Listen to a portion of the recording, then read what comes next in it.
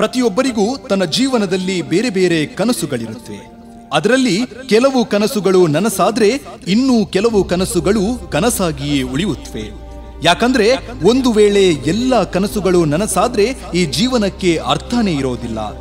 ನನಸಾದ ಕನಸುಗಳ ಜೊತೆ ಹಳೆಯ ಹೊಸ ಕನಸುಗಳೊಂದಿಗೆ ಜೀವನದಲ್ಲಿ ಖುಷಿಯಾಗಿರಲು ಈ 3 ಸರಳ ಸೂತ್ರಗಳನ್ನ ಪಾಲಿಸಿ ನೋಡಿ.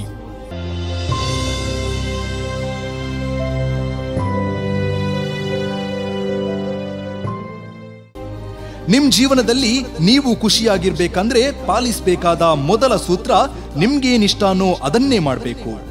ಇಷ್ಟ ಎನ್ನುವ ಇಟ್ಟಿಗೆಗಳಿಂದ ಕಷ್ಟಪಟ್ಟು ಕಟ್ಟಿದ ಕನಸೆಂಬ ಮನೆಯ ಗೃಹ ಪ್ರವೇಶ ಆಗ್ಬೇಕಂದ್ರೆ ನೀವು ನಿಮ್ಮಿಷ್ಟದಂತೆ ಈ ಬದುಕನ್ನ ಬದುಕಬೇಕು.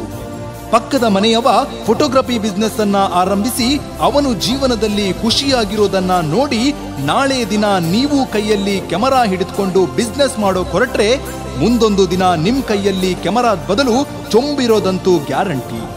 ಇನ್ನೊಬ್ಬರ ಕನಸುಗಳನ್ನ, ಇನ್ನೊಬ್ಬರ ಖುಷಿಗಳನ್ನ, ಇನ್ನೊಬ್ಬರ ಯೋಚನೆಗಳನ್ನ ನೋಡಿ ನೀವು ಅದನ್ನ ಫಾಲೋ ಮಾಡೋ ಹೊರಟ್ರೆ ನಿಮ್ ಕನಸುಗಳು, ನಿಮ್ ಖುಷಿಗಳು ನಿಮ್ಮನ್ನ ಅನ್ಫಾಲೋ ಮಾಡೋದಂತೂ ಸತ್ಯ. ಇವತ್ತು ನೀವು ನಿಮ್ಮ ಮನಸ್ಸನ್ನ ಫಾಲೋ ಮಾಡಿದ್ರೆ ಮುಂದೊಂದು ದಿನ ಇಡೀ ಜಗತ್ತೇ ನಿಮ್ಮನ್ನ ಫಾಲೋ ಮಾಡೋದಂತೂ ಸತ್ಯ. ಇನ್ನು ಖುಷಿಯ ಜೀವನಕ್ಕೆ 2ನೆಯ ಸೂತ್ರ ಸಕಾರಾತ್ಮಕ ಯೋಚನೆಗಳು. Yes, positive thinking. ಭೂಮಿನ ಚೆನ್ನಾಗಗೆದು ಗೊಬ್ಬರ ಹಾಕಿ ಮಾವಿನ ಹಣ್ಣಿನ ಬೀಜನ ಬಿತ್ತಿ ಮುಂದೊಂದು ದಿನ ಅದೇ ಬೀಜದಿಂದ ಬಂದ ಗಿಡದಿಂದ ಬಾಳೆಹಣ್ಣು ಸಿಗ್ಬೇಕು ಅಂದ್ರೆ ಸಾಧ್ಯನಾ?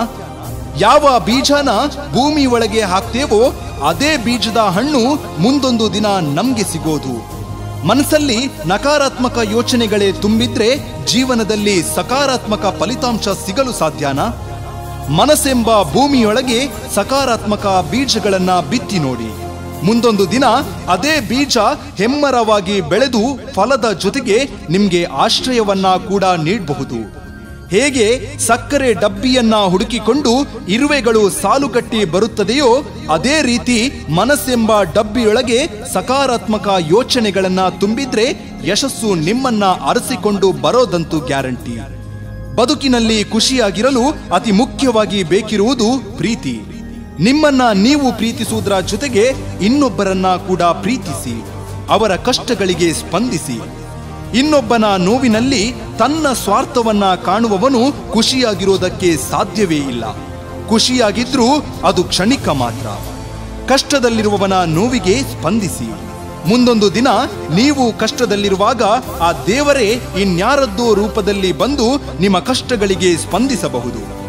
ದುಡ್ಡಿನಿಂದ ಮಾತ್ರೆಗಳನ್ನ ಸಂಪಾದಿಸಬಹುದೇ ಹೊರತು ಆರೋಗ್ಯವನ್ನಲ್ಲ. ಹಾಸಿಗೆಯನ್ನ ಸಂಪಾದಿಸಬಹುದೇ ಹೊರತು ನಿದ್ದೆಯನ್ನಲ್ಲ. ಗಡಿಯಾರವನ್ನ ಸಂಪಾದಿಸಬಹುದೇ ಹೊರತು ಸಮಯವನ್ನಲ್ಲ. ದುಡ್ಡಿನಿಂದ ವ್ಯಕ್ತಿಯನ್ನ ಸಂಪಾದಿಸಬಹುದೇ ಹೊರತು ಅವನ ಪ್ರೀತಿಯನ್ನಲ್ಲ. ಇನ್ನೊಬ್ಬರನ್ನ ಪ್ರೀತಿಸಿ, ಅವರ ಕಷ್ಟಗಳಿಗೆ ಸ್ಪಂದಿಸಿ. ಯಾವತ್ತೂ ನಿಮ್ಮ ಜೀವನ ಡಿಕ್ಷನರಿಯಂತಿರಲಿ. ನಿಮ್ಮನ್ನ ಹುಡುಕಿಕೊಂಡು ಬಂದವರ ಬಾಳಿಗೆಲ್ಲ ಅರ್ಥ ದೊರಕಿಸಿಕೊಡಿ.